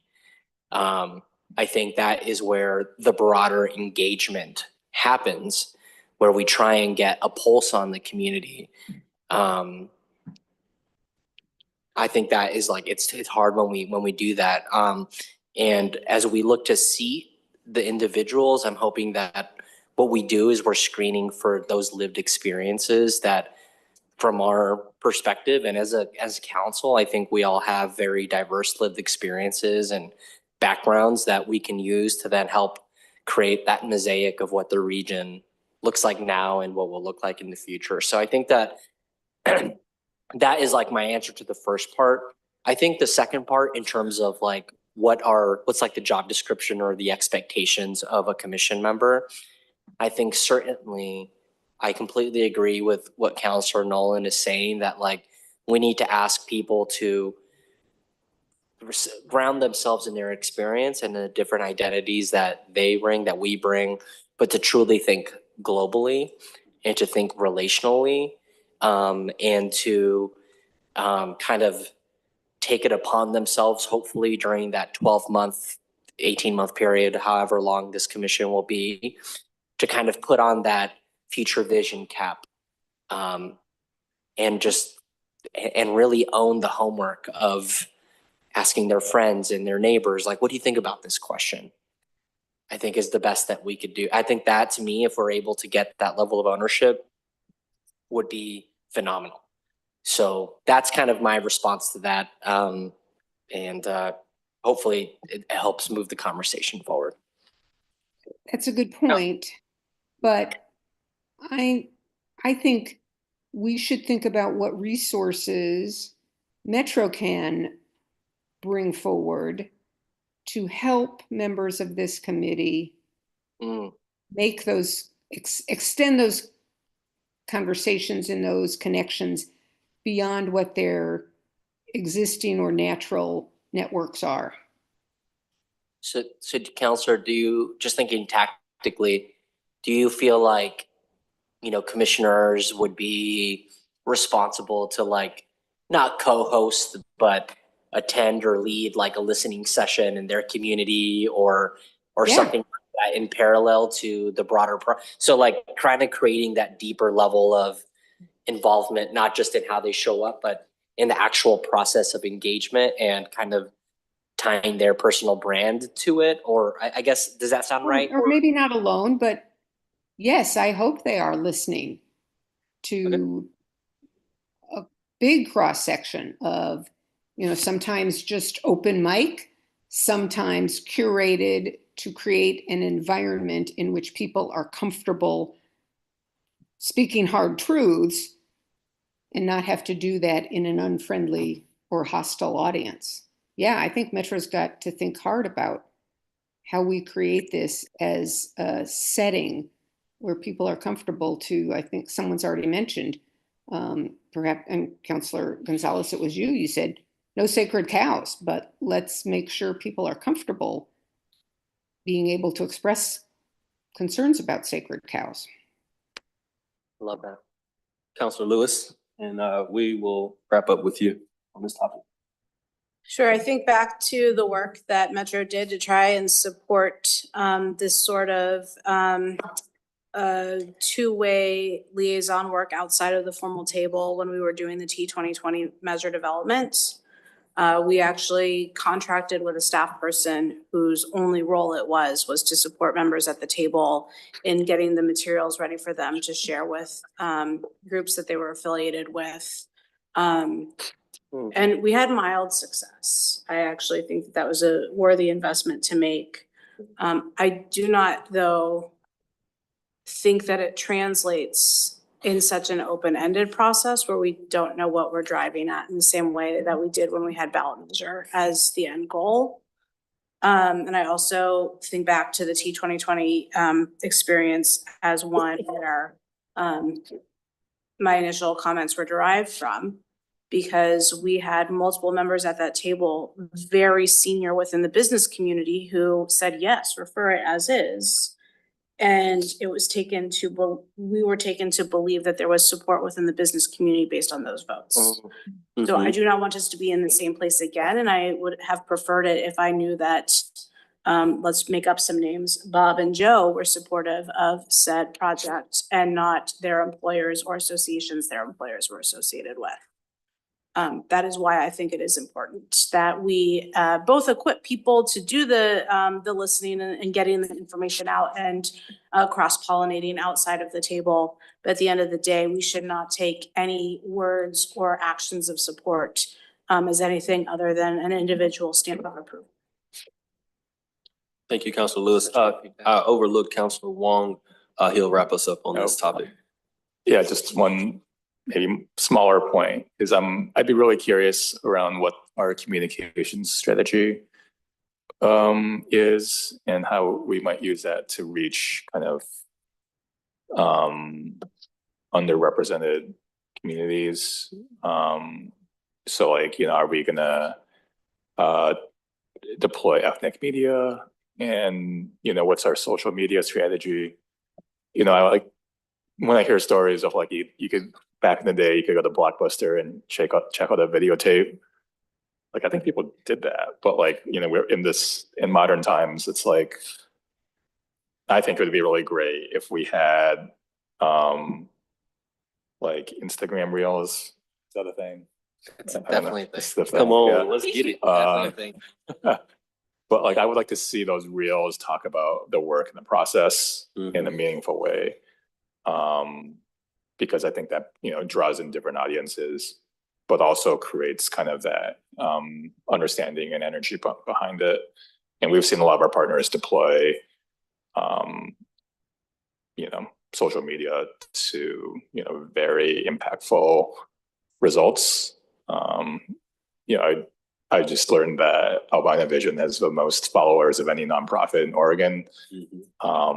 And they're, you know, they're able to offer a really compelling message and vision for, you know, that neighborhood and district. But like, what are things that we can do to also, you know, talk about, you know, the work that's going on through this process? And maybe y'all should like invest in a drone and like. Oh yeah, we do need a drone, huh? Yeah, like drone. fly those around. The drone. We got a drone. Yeah, a drone, great. See, We don't use they're it great. enough. Someone got a drone. All right. Are you? That's great, thanks. All right. With that, I will close this line item. Next steps. So we can move on. Sure, just a very quick last slide on the next one. As mentioned, we're producing a memo to summarize the insights and takeaways from these 2 work sessions. And thank you so much for your, you know, sharing candidly and having a dialogue about this. It'll be very helpful for kind of summarizing and what that charge for the commission should be. And next, as we mentioned, the applications for the commission close on April 15th. And I'll just note as a kind of closing remark, the Future Vision Commission is really important. But it's also just one aspect, as we've been talking about, of this entire kind of civic engagement process for the Future Vision work. So we're really grateful for all your comments on the kind of entirety of the process, including the commission itself. And Jess and I'll just say a couple of things to close us out. I wanted just to remind you all that we're in this pre-scoping phase right here. So all that you have been talking about is what we'll be using to develop a scope that we will then bring back. We'll be able to talk with you about over the next couple of months. And so all of the comments that we heard about the types of engagement that you're hoping to see are what will be working within the resources that will be available to do this work. And then Jess, do you want to close us out? Okay, I guess the last thing then I will close this out. The last thing that I will say is we are going to be coming back to you hopefully in early June with a charge and an opportunity for you to create the Future Vision Commission to get this work underway. And the last thing that I want to say is thank you to our consultant team who has really been spectacular in helping us as staff work with you through this process. And we're looking forward to your final piece. It's our pleasure. Well, I'll wrap us up here. Thank you to our consultants. Thank you, Malou and Jess, for driving this. And thank you, counselors. This is like the most fun conversation we've had this year. So I will take that. Thank y'all. No pressure. Thank you. All right, next up, we have our regional workforce gap analysis introduction. The regional workforce gap analysis will consider how to provide better access to higher paying jobs to communities that have traditionally lacked that access. And just a little background, this all bubbled up, I want to say about a year ago out of the District 1 office. It was something that I saw that was a great need across the regions to help us better understand the barriers workers, businesses face in creating more opportunities and access to good jobs. I can remember the conversation I had with David and Malou. And I asked Dave, what did I ask you, David? I said, does this work excite you? Yeah. And you said yes. And I said, let's keep rolling. This work will not only help us identify opportunities for support for our region's workers and businesses, but will also support related projects, including the Future Vision, which we just overviewed. Today, we have with us our Community Investments Team Manager, Hal Hagedorn, and Senior Economic Development Planner, David Tetrick, to walk us through the planned project scope. Great. Floor is yours. Great, thank you. Good afternoon, Council. I'm Hal Hagedorn. I use she, her pronouns, and I serve as the Community Investment Manager in Planning, Development, and Research. So before David talks about the project itself, I'm just gonna spend a few minutes giving you a high-level overview of the community investment team and how economic development fits into that work. So the community investment team was created to better connect and align the work happening across our department to make sure that we're making the most use of our resources and maximizing impact. So what does that look like? So that work includes things like cleaning up and reinvesting in brownfields to bring more buildable land online. It includes leveraging infrastructure investments in ways that benefits communities, especially through equitable development strategies. It includes helping local agency partners plan for development and redevelopment through our 2040 planning grants, and supporting community-led arts and culture efforts that build connection between people and the places that they care about. And at the center of all of this is economic development. It's the thread that ties everything together, ensuring that we're not just focused on growth, but on growth that creates meaningful economic opportunity and supports broader community goals. So David's role is key in this work. He helps us bring the economic development perspective into land use and planning conversations. He ties economic development into infrastructure decisions and supports workforce development. So partnerships are also a big part of how we do this work. We collaborate closely with organizations like the Port of Portland and Greater Portland, Inc. These relationships help us align with regional priorities and ground us in what communities actually need. So we are here today to talk about the regional workforce gap analysis. It's going to be important work that informs several key initiatives that we're working on. And as you have discussed robustly, it will help inform the future visions. That said, the budget that we're working with is pretty limited. And so David will share the project scope, and we'd love to get your input on where we should focus. So with that, I'll hand it over to David. Thank you. So good afternoon, Council, and thank you for the opportunity to be here today. As Howe said, my name is David Tetrick. I use he, him pronouns, and I'm the Senior Economic Development Planner here at Metro. We can go to the next slide, please. We have a few outcomes as we discuss the regional workforce gap analysis today. First, we're presenting the project scope and its planned goals. Second, we want to address where this project fits into other regional conversations going on right now. And third, we're asking for your input and feedback on the project scope and how we can better align this with Metro's goals and priorities. And if we could, please, we're going to ask a couple other people, partners to speak at one point in this. And if we could promote Tamara Kennedy and Brianne Preston to speakers. Appreciate it. Thank you. And we can go to the next slide. Righto. So let's start with the most basic question. Why are we doing this now? First, workforce development has been a consistent issue raised with us by communities across the region in the process of building equitable development strategies. And equitable development strategy is a framework we use to address the risk of displacement as our region makes large transportation investments typically. And it creates a coalition to represent the interests and priorities of the community and push us and other partners to address those priorities. We have supported coalitions in the Southwest Corridor, from Portland to Tigard, along TB Highway and on 82nd Avenue. And in a similar approach, the Port of Portland has worked closely with community members, businesses, and city partners to develop the East Multnomah County Roadmap, an equitable economic development strategy for residents and workers of Fairview, Gresham, Troutdale, and Wood Village. This work has been supported by Councilor Simpson, whose passion for workforce development has been clear throughout.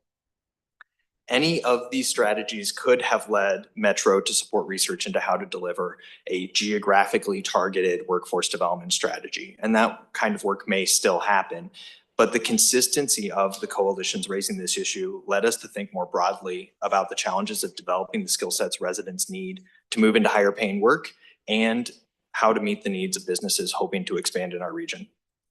Secondly, other major projects, including the coming update of the Comprehensive Economic Development Strategy in 2026 and Council's update of the Future Vision, are happening in the same time frame. And it was clear to us that workforce development was going to be a topic of conversation in both of those contexts.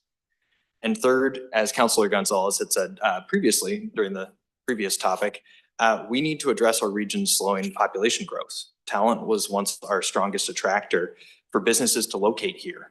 We had massive flows of highly educated people into our region because of the quality of life we provided here. And that dynamic has changed recently and it will change again. But the reality is we need to be more active in developing the skills of the people we have here. Helping to provide quality jobs to our current residents is one of the best strategies we can adopt to retain the people we have today, even as we work to provide the housing and the amenities we need to attract new residents. Next slide, please. Why is Metro doing this instead of another entity? We're not the federally designated workforce development board for the region. We're not a training provider or an educational institution. We are, however, an effective convener on issues of regional importance. And as those equity coalitions have demonstrated, this is an issue of regional importance. As the project manager, I'm incredibly sensitive to the fact that we're not the experts in a very complicated and complex field. And we will be working very closely with a variety of partners to benefit from their expertise and perspectives. So this list of engagement targets is really important. The workforce development pipeline starts in K-12 education and needs to be connected all the way up through PhDs and research fellowships to support the kind of economic growth we hope to see in our region. This project will not value a white-collar job over a blue-collar job, but values expanding job opportunities in both traded and local sectors for all Portland region residents to pursue career opportunities that build wealth. And two of our partners in this work have joined us remotely today. So please allow me to introduce Tamara Kennedy, Director of Economic Development, and Brianne Preston, Economic Research Consultant from the Port of Portland. Thank you, David and Howe and council members. The Port of Portland is really excited to be a collaborative partner within this work. As was alluded to, the other key focus areas, the East Multnomah County work that was an intensive multi-year engagement with community partners to identify how might a really important part of our region also benefit from prosperity. The port's mission is to build shared prosperity through travel, trade, and economic development. And we know that we can only do this by ensuring that there's opportunities for quality jobs and as well as pathways to wealth. Understanding any gaps in our regional workforce challenges and needs is really critical. And we've also noted that traded sector jobs have low barriers to entry. And so having a better understanding of the analysis of this work will really help us to address opportunities for growth. I'll turn it over to Brianne for if she wants to add any few more comments as our expert on economic research analysis. Thank you. As Timber mentioned, we're really excited to support this project. Workforce is really important for residents of our community. It's important that we create pathways for individuals who have historically been underserved and harmed by the existing systems, and we look forward to supporting Metro on this project. Yes, thank you. Thank you both. And next slide, please. So the project goals come at this work from two perspectives, for residents and for businesses. Residents face a wide range of barriers to accessing job training and educational opportunities. Are there great training programs that residents face time and cost barriers in accessing? What can be done to address those? What language access challenges could be hindering residents from accessing opportunities? And then on the program side, what capacity barriers are programs facing that are forcing them to turn away residents who could otherwise benefit from training? The other perspective on this challenge is to focus on the business needs. What types of skills do they need to support their operations and growth? How can we as a region more effectively align our workforce development system with meeting those needs? We will be engaging with businesses and industry groups to learn what's working for them in training and recruitment and what needs to be changed to better meet their needs. We don't have the budget or the time to analyze every industry in the region. So we've chosen to focus on the target industry clusters in the 2021 Comprehensive Economic Development Strategy. These are computer and electronics, software, apparel and outdoor, metals and machinery, food and beverage, clean tech, and design and media. These industries have been identified as regional priorities and regional strengths, but we're hoping to learn more about whether they remain the right focus for our region. We've seen significant changes since 2021, obviously, and every single day brings new changes that could have severe impacts on any of these industry clusters. As of 2021, only software and metals and machinery had industry-specific regional workforce training programs, though local serving industries like healthcare and construction had programs as well. But we know there's been progress on developing programs to address clean tech industry needs. And one of the main things we want to look at is how we can scale successful programs across the region to improve access.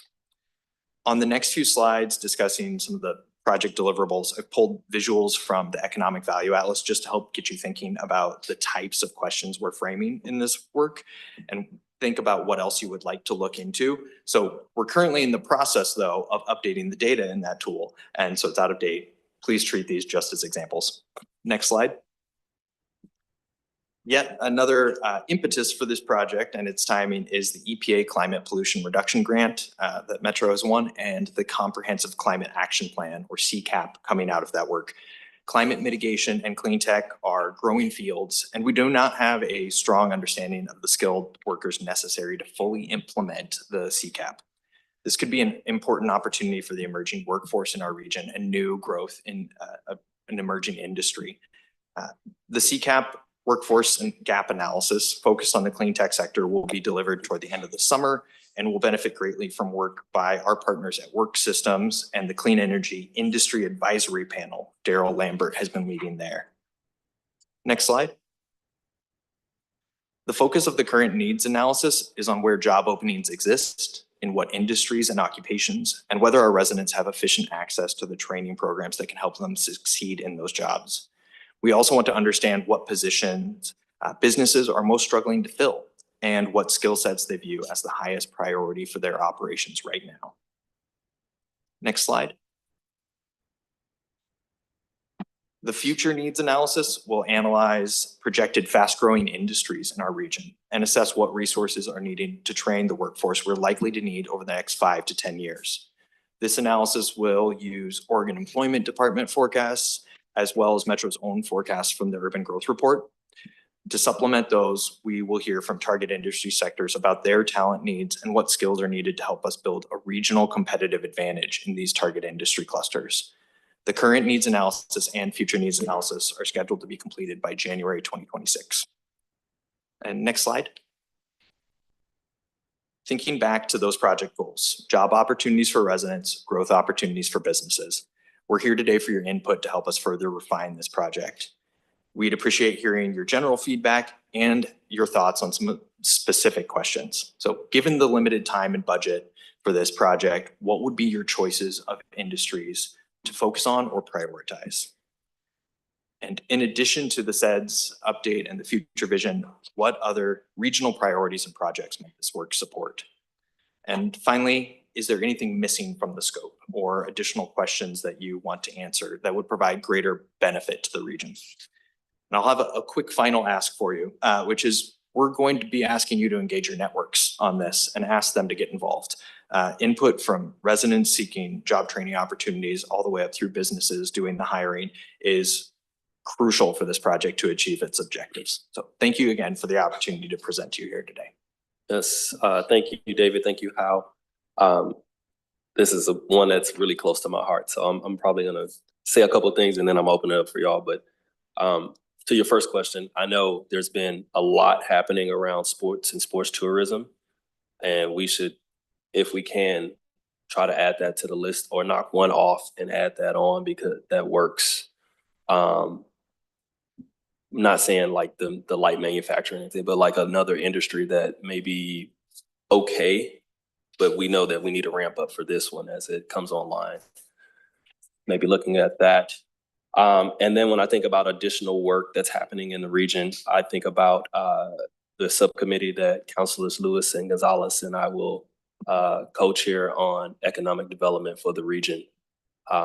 We have our, I think, second scoping meeting today. And so some work will come out of that, that I think that this should also be a part of that. I mean, they go hand in hand, so that makes sense. So with that, I'll stop and open up the floor to the councilors.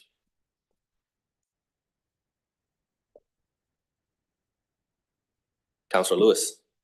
Sure, thank you so much. Want to start by thanking you for the really good work, both in presenting to us today some very concise and pretty cool maps that we haven't seen before, but also opportunity for good discussion. Also, the fact that you've been able to start convening in this space using some soft power, because we definitely don't have the statutory or code authority. But this work is really dependent on the right people being in the room together. And I know that the traditional workforce agencies in this region definitely lean into their barriers. So thank you for helping them cross, thinking work systems in Clackamas County in particular and saying that, but same thing with the Vancouver and the river. In thinking about the economies that we need to be building, the professional services that support emerging industry are where Portland has traditionally found the biggest benefit. Obviously, that is around the historic nature of tech in the region, but also Nike. So let's do that and think ahead, particularly as sports tourism is emerging. The other place where I want us to be real thoughtful is in nursing, where there's already such a significant shortage of training opportunities, but how that intersects with our broader behavioral health and social worker challenges. Councilor Rosenthal. Thank you. Thank you, Chair. But first of all, I want to say I'm 130%, maybe even 140% supportive of this effort. I think it's well conceived and I think it's really necessary. And as you point out, we don't have the when you say authority to demand it, but I think it's very important that we are doing it because I think workforce development is important. It's important in my district because we have one of the larger workforce developments, and we've recently expanded 100 acres in Sherwood. Plus, we have access to the central Willamette Valley where a lot of people come from in workforce development. And the Oregon Tech is also in Wilsonville. So these are all important components. The only thing I would say is that we have to pay more attention to transportation. And I realize that that's a big lift. That's something that we don't have as much control over as we would like. I would like to see a better transportation networks, including particularly on the eastern side where we have potential greater development in the Sunrise Corridor, but we don't have the transportation nexus there. And I can't really think of areas other than healthcare, outdoors, sports, and tech and tourist related industries that I think I'll think about that. But we also have a lot of work that we could do in terms of food industry and crops, which we could perhaps enhance in some regards, but that may be more appropriate for the central Willamette Valley. But at any rate, great. I'll look forward to it. Ready. Thank you, Councilor Rosenthal, Councilor Wong, and then Gonzalez. Thank you, Deputy President. Thanks for the work and presentation. I know we just passed a film resolution about 2 weeks ago, and I learned a lot about the economic impact of, the film and TV show industry on the local economy. I don't know what workforce development might go behind that, but it certainly, is a economic driver. Okay. From Echo Northwest study, it was like the two things that were helping our economy chug along were government jobs and healthcare jobs. And we might be seeing less government jobs. So yeah, I mean, I think this workforce piece is just so critical. But I'm wondering, like in the past and other places, like how do places become clusters for a specific type of workers or industries, right? Like if we focus on specific industries where we want to create a workforce, but there aren't companies that employ them, but that's all for naught. But also, companies won't move here until there is a workforce that can, work. So how does that work in other places? Do governments just set a policy where they're like, we want to become the hub for this, and then it just magically happens? Or it just really feels like a chicken and egg to me. So it's hard to be like, well, we should focus on these industries because what I say doesn't really matter if no one moves here or sets up that business. So yeah, what's your take on that? It's always a different journey to get to those clusters that you see having developed today. I mean, we talk a lot in our region about Silicon Forest and the early tech investments that built a network of the talented people who were helping to spin off new companies off of Intel and Tektronix and others. They'll talk about North Carolina and Triangle Research Park and some of those investments that were really more on that land side. If we're going to have land available to attract those companies and help create the connections with our university system, to build that network, it tends to be a whole of government approach or whole, kind of community approach. So you need to align both the land needs, the investment and the investment capital, as well as the actual workforce needed to deliver on those. But there's some element always, like you said, of kind of you wish for it, sometimes it doesn't happen, but it helps to have a focus to drive toward as a region and a priority to set. So your recommendation is for us in government to basically take a gamble on a specific sector to try to go on and on that? I think to the extent this project can inform the future vision and the update of the SEDS, I think this is going to be an important stepping stone into those kind of conversations across the region around where are we focusing our energy and our resources on developing certain types of industries. There's a lot of conversation, for instance, right now about battery energy storage systems. We have a number of companies in that emerging industry cluster. So what would it look like for our whole region to align on providing the resources that industry needs to grow? Those kind of questions, I think this is just a stepping stone toward that, because if we don't have the workforce to support that industry, we can get all of the other land use and everything else aligned, and it still won't happen. So we're really going to be asking in this work, where are our advantages in our workforce, and how can we leverage those to the greatest possible benefit for the region? Okay, great. I think it might be just helpful, like, you know, in the SHS conversation, which you might not be tracking as closely, but they did a round of case studies from around the country of successful implementation of, you know, homelessness, you know, prevention and response strategies. They looked at, you know, Houston or, you know, just various jurisdictions. And I'm wondering if for this process, you might also just highlight some of the case studies of, like, North Carolina did this, and, you know, I don't know, like Arizona did this, or Ohio did this. I think it would just help me understand how like state and local governments have approached it and what's been successful, and then match that with the strengths that we have here. Because right now I could just name off a bunch of industries that I think are cool, but, you know, doesn't mean anything. So. And Councillor Wong, you do raise a good question. And I think that's something that we can take away and see if it is a question that we can explore within this study. If not, I see additional phases of work that will be needed to answer many of the questions that may surface through the study and through the work. Thank you, Councilor Wong. Councilor Gonzalez, and then Nolan. Yeah, thanks. I think I have some just brief thoughts and comments. I mean, I'm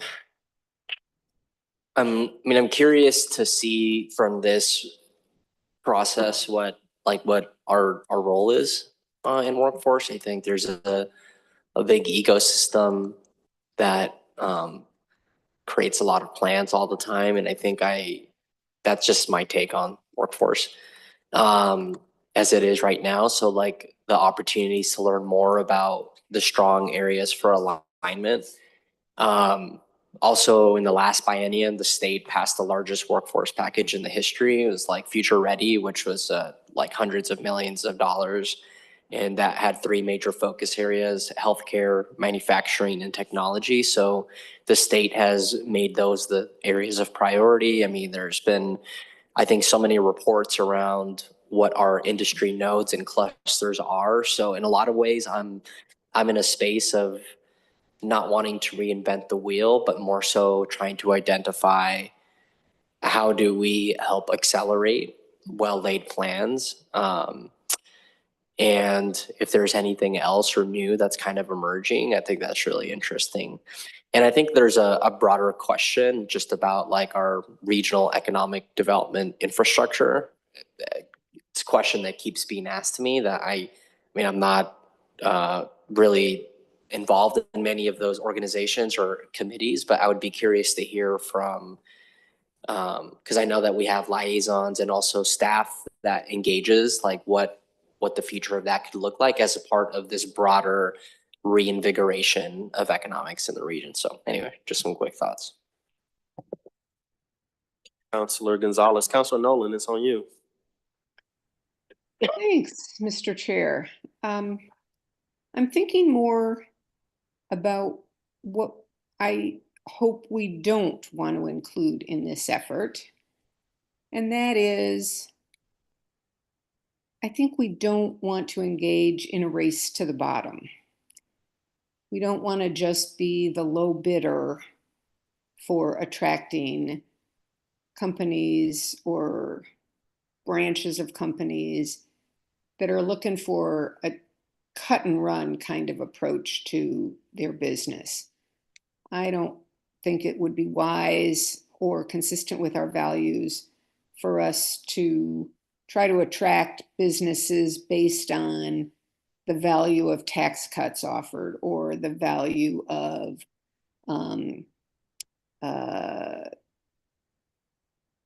direct investments into their facility. Because I want to grow opportunities for people who are here, people who might come here, with an emphasis on growing our BIPOC population and wealth development, wealth accrual for that part of our population. But I also want to attract businesses that want to be here because they want to be here, not because we can give them the best deal, the cheapest deal, maybe the best deal, but not the cheapest. I think Councilor Nolan raises a great point. I think in our internal discussions, we talked a bit about like, well, what industry sectors or businesses speak to the values of the region? So it's not like ExxonMobil's gonna show up, right? But what works for us as a region?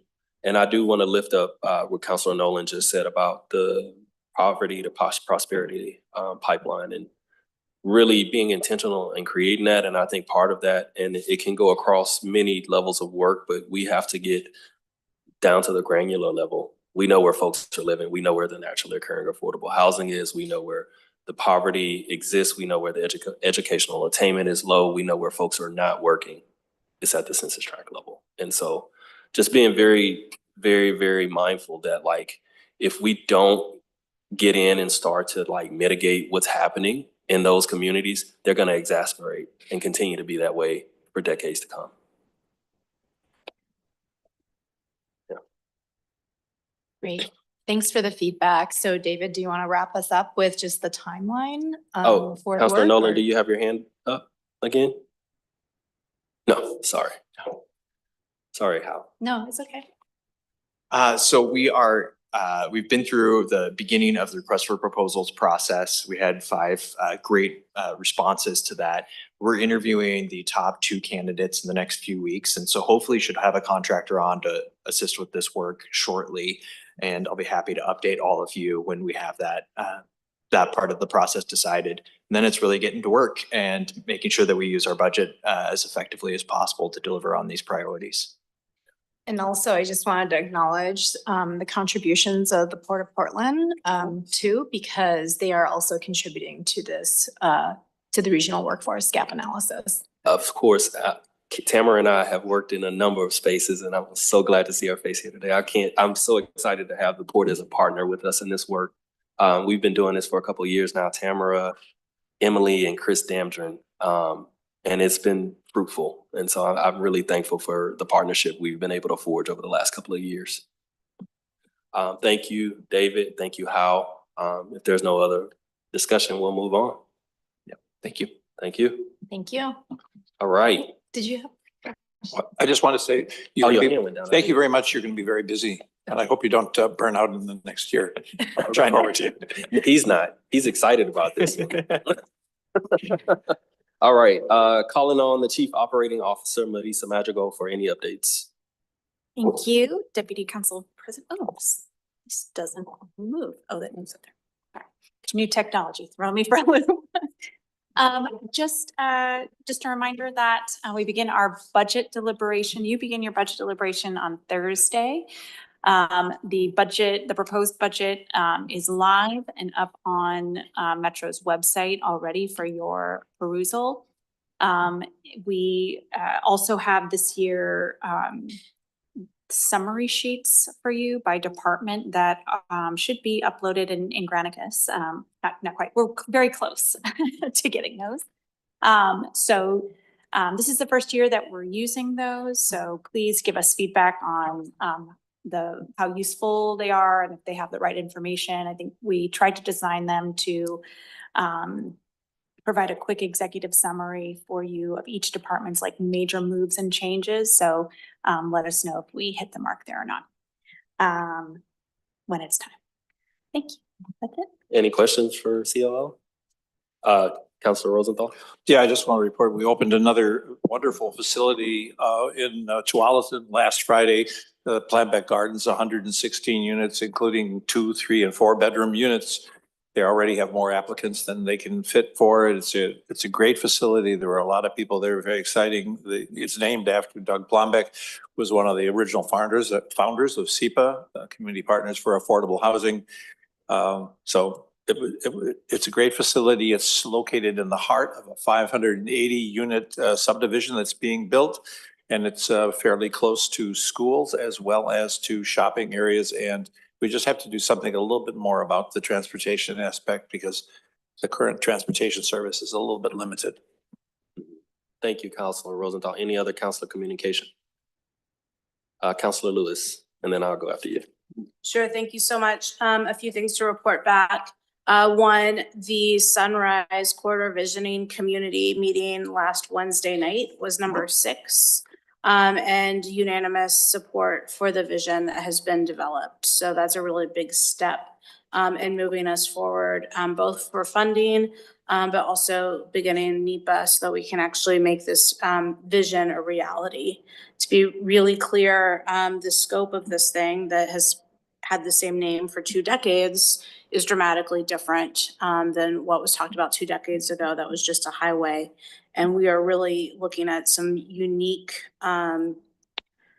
safe crossings, complete street and transit-ready road development. And lots of community members have been part of this in a way that Clackamas County has not traditionally done community engagement and infrastructure development. So celebrating the work, celebrating the process.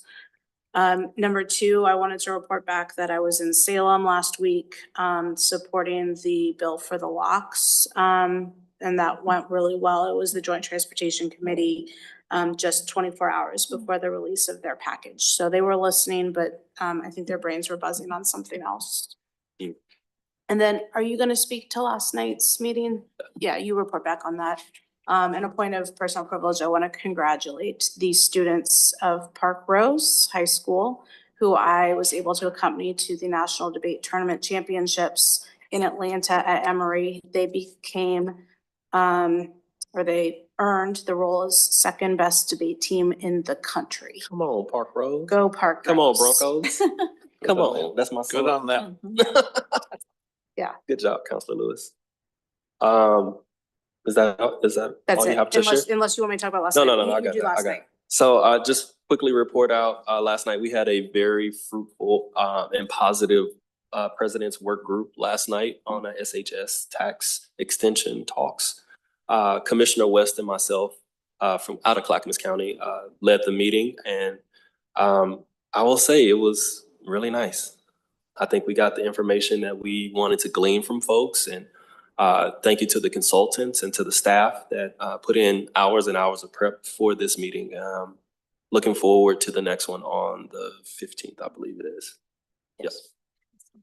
Okay, seeing no further discussions, the council work session is adjourned. And our next regular meeting is scheduled for Thursday, April 10th, 2025 at 10:30 a.m. Drop the phone on. Councilor. Yes, sir. Quick note. I sat in on